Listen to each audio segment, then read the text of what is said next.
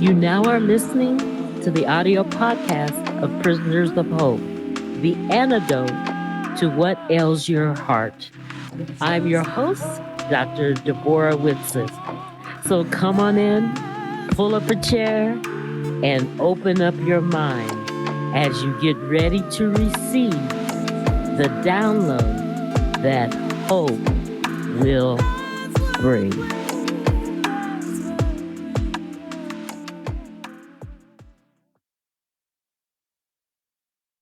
Well, hey, welcome to the Prisoners of Hope podcast. And I am your friendly conductor, Dr. D. I'm continuing the second part of my interview with my husband, my life partner. And in this particular part of the interview, he talks about the importance of practice and discipline and setting a goal and the work ethic that you have. I want you to see, because I have a series called Pathway Stories. This is part of it. I want you to see if you can count the miracles that he encounters as he walks the path. Started on the varsity team the next year. Wow. And that year, we went undefeated for the first time in the school's history. We had a group of guys that just came together. We practiced in the morning. We practiced after school. We run 5 miles before practice, 5 miles after practice to get in shape. That discipline again came into play. Yep. And that's the discipline that's pretty much guided me most of my life. Now I've had failings and stuff, but you've learned to get up and keep on going. And I wouldn't let things bother me because the discipline continued to help me achieve goals. So you learn the goal set, and then you use discipline to get you to that goal. And if you fail, you just get up. My mom always told us, "Hey, get up. You fall down, you get up." And she taught me a lot. So, like I said, she wasn't highly educated, but she became a nurse. Well, she was a nurse's assistant for years, and after a lot of the kids left, she decided to get her LVN license. And Wow. she had to struggle because, like I said, she wasn't great, very educated, but she was raising us kids and grandkids because my brothers and sisters were having issues. So she was raising our grandkids and my nieces and nephews, and we became really close. And she'd work 2 shifts. That's 2 8-hour shifts. So she'd work back to back, try to study, and took her a few years, and she finally got her license. And that was to get like $1.50 an hour raise, 2-hour raise. Wow. Wow. And All she that. never complained. My dad was still working in LA, so he'd drive 60 miles one way, leave at 3:30 in the morning to be at work, so never really saw him. Uh, and I was starting to get fairly good in tennis by my junior year, and so I started playing tournaments, and my dad, he was so tired, he would take me to tournaments, go to sleep, I'd go play the tournament. Sometimes I win, most times I lost because I was half exhausted most of the time. And so I became the captain of the team in my senior year, and I got a scholarship to go to Cal State Bakersfield to play tennis. So from knowing nothing about tennis 4 years earlier to I got a scholarship from a Wow. school in the middle of the desert, and I was able to get this to college.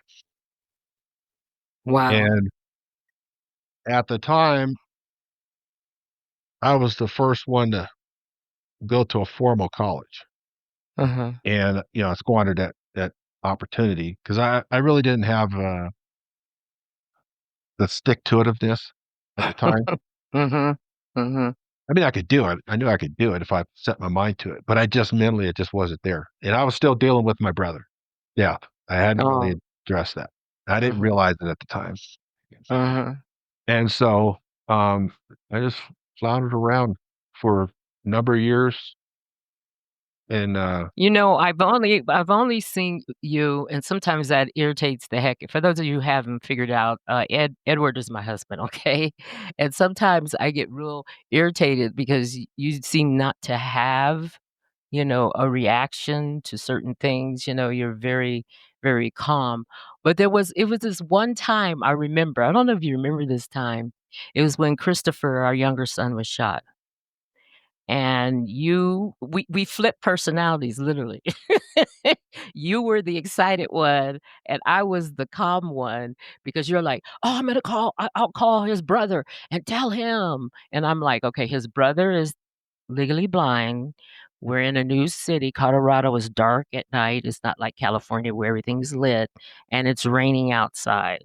So what you're going to do is you're going to, because at the time we were staying in a hotel, we had just moved to Colorado. You're going to go to the hotel.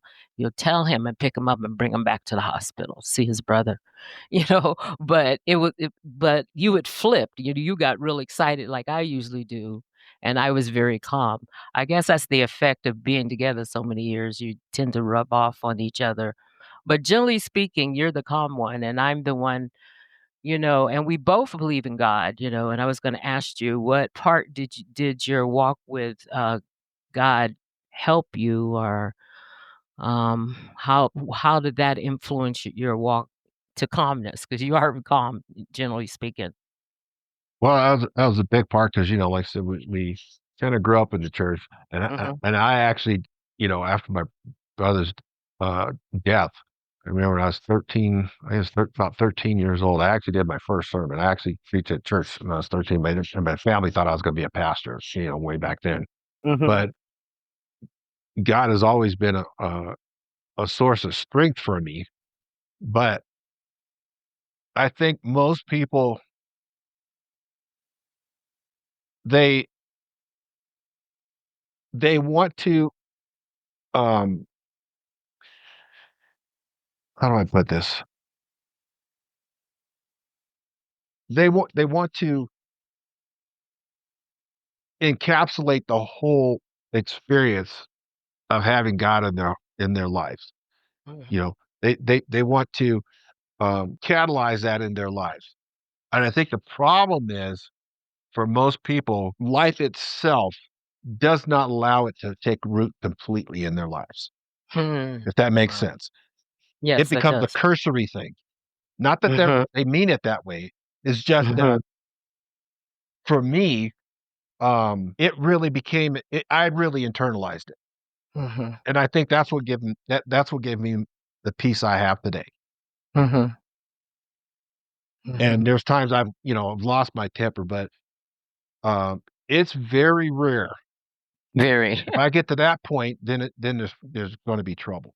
So, and I can tell you the experience that changed everything for me as far as, curtailing the anger I had for my brother being murdered. Mhm, Uh, my next oldest brother is, mentally challenged.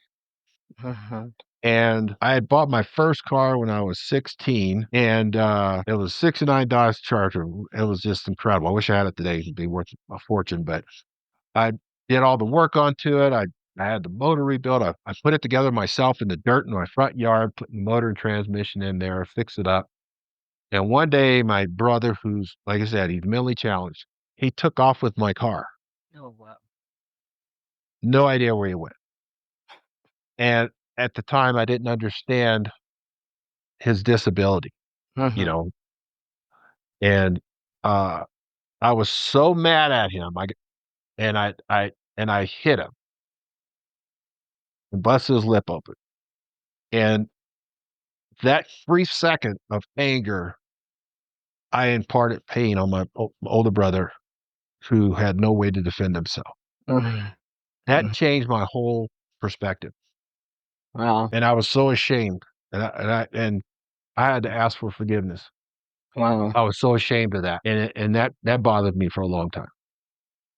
wow. A long, long time. And so to deal with that, I got to high school and all that craziness, and then I started riding motorcycles in my early 20s Mhm. because I could just run. I get on that thing, it was freedom. And I worked and I bought the fastest motorcycles they made at the time. And I ended up crashing twice. Once not far from my house, and I got picked up by a buddy of mine from high school who happened to become a EMT. And he picked me Wow. up and said, "Yeah, what are you doing, man? Trying to kill yourself?" And then I went to the hospital where my mom worked, and she happened to be working, and she saw me in there. And I'm going, "Oh, boy." And she'd seen so many people come into the hospital, motorcycle accidents, and and I didn't care, I'm gonna still do what I wanna do, heart at it. And Mhm. then, just between then and the next accident, I lost 2 friends on motorcycles. Wow. One hit a car about 120 miles an hour, cut him in 2, no helmet, and another one got hit by, he ran into a concrete truck and got stuck in the back wheels and died. Oh. And then I was m mad at the world, I was having these flashbacks, and I went riding through a canyon one day and doing about 80, 90 miles an hour going around a curve, and a guy lost control of his car in the other direction, Oh my and I had to drift off this road to try to miss this guy just as he went past me, and I crashed, and the motorcycle landed on my ankle, ground my ankle down to the bone, and I went just flying backwards, flipping, and I ended Mhm. up landing on my feet, running backwards with a big split in the back of my helmet, and the bike was in the rocks, crushed, Wow. and I'm going like, "Okay." Wow. And a buddy of mine had to come pick me up, and we put my bike into this beautiful hot rod truck he had, probably worth 100 grand, and we scratched up the back, but he was such a friend, he didn't care. He just picked my bike up, and we went home, and that was the last time I rode a motorcycle. Yeah. That was it, and so that let me know that life is short, Yes, it is. and so, I just, started figuring out what I was gonna do, and decided to go back to school, Mhm. and I ended up going back to Cal Poly Pomona. It was actually probably yeah, this is how God works, it was probably just before you started there, I think it was 85, 86, and I ended up Mhm. working part-time there, and I had to pay for all of it myself, I had a room that I was renting from this lady, and I'd either walk or catch a ride with my roommate or catch the bus to get to school, Mhm. and I was trying to figure out what I wanted to major in, I had no idea. I knew I was good at math and science, so I thought I would do civil engineering, Mhm. and just too many things going on. But I had played some tournaments in San Diego, and I said, "Man, that's where I really wanna live, San Diego." Mhm. And I had to figure out how I was gonna get there. So Mhm. I called them and said, "Well, you need to get your grades up here in this math class and this math class and this math." Well, at that time, I ended up going back home and still going to Cal Poly, and then I ended up working nights at a grocery store, stocking shelves. And I had to go back to junior college to get some classes for like a year in order to get Mhm. my grade point average up to get into San Diego State. Now the Mhm. goal was to get to San Diego State. This is about Mhm. goal setting again. Mhm. Goal And I had to setting. figure out, okay, what I gotta do? Okay, I gotta get my grades up. So I had to take classes there at the junior college, and I was taking classes part-time at Cal Poly Pomona, and then I'm working nights. So my schedule was, uh and this is the work ethic you learn that I learned from my mother. So, I worked part-time as an assistant manager at a Carl's Jr.'s restaurant from, like, 2 o'clock to 10 o'clock. Mhm. Okay? I give leave there, I go stock shelves at a grocery store from, like, 11 to 6, get out of there, go sleep in the parking lot for an hour, and I went to JC, which was about, 10 minutes from work, and I sleep in the parking lot for an hour, then I had 16 units in junior college, and I was playing on the tennis team for the junior college, okay? And then 3 days a week, I would leave there and drive from Lancaster to Pomona, which is about an hour and 10 minutes, hour and 15 minutes away, to take Mhm. my class at Cal Poly Pomona. From there, I would leave Cal Poly Pomona, drive another an hour and a half back to work at the Carl's Jr.'s, Wow. and I was stocking shelves, 4 to 5 nights a week. So, I usually slept about every 3 days. Wow.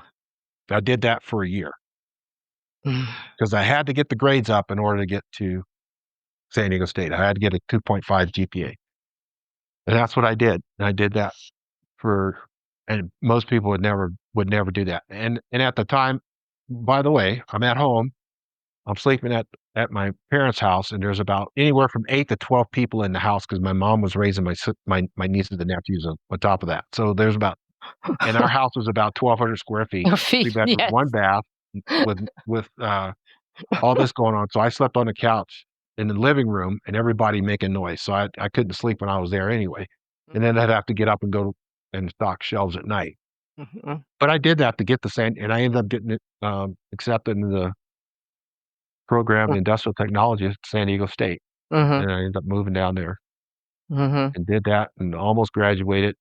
Um, but I was just working. I had to work because I couldn't afford anything, so I had to work, and I ended up dropping out about 30 years after before our Mhm. graduation.